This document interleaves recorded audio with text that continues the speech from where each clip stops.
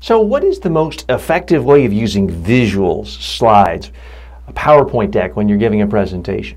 Now, I have a whole sister podcast on that topic. It's a weekly series about PowerPoint tips that you may want to subscribe to.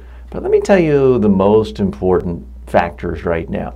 When you're using slides and images, the most effective way to do that is to focus on one idea at a time and to convey that idea in a visual, non-text-based way. So let me give you an example. When Steve Jobs wanted to introduce the iPhone, he didn't put up a whole bunch of facts and bullet points and numbers about problems with traditional phones. He put up a picture of an old-fashioned cell phone, and then he put up a picture of an iPod, and then the next picture blended the two together, introducing the iPhone. You could see it, you could remember it, you could understand it. That's what you want when you're using a PowerPoint slide or Keynote if you're in an Apple system. You want someone to understand your idea and remember it. Those are the two rules you should use for any visual, whether it's a PowerPoint slide, a Keynote slide, something you're holding up, a chart. Does it help your audience understand the idea and remember it better than you just saying it? And that's the real problem with putting up text and a lot of bullet points. Now, I am going to get in trouble with some of you, and some of you are going to scoff at this. There are some well-known public speaking experts, Guy Kawasaki and others, who have various rules of three bullet points and 3 words per bullet point.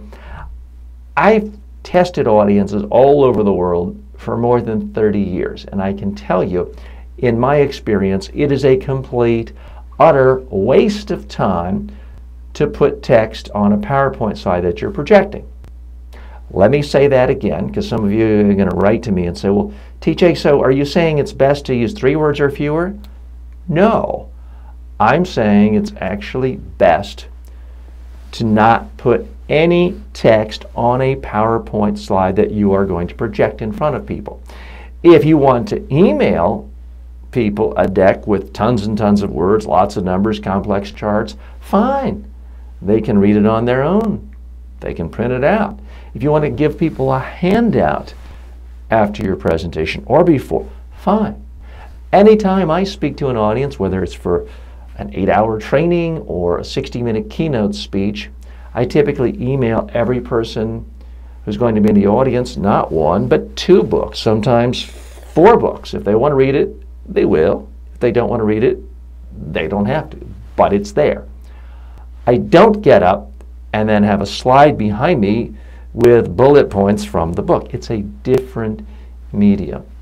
So please keep that in mind. If you want to use slides, fine. It's not the poor woman's teleprompter for you, the speaker. Your slides are never for you.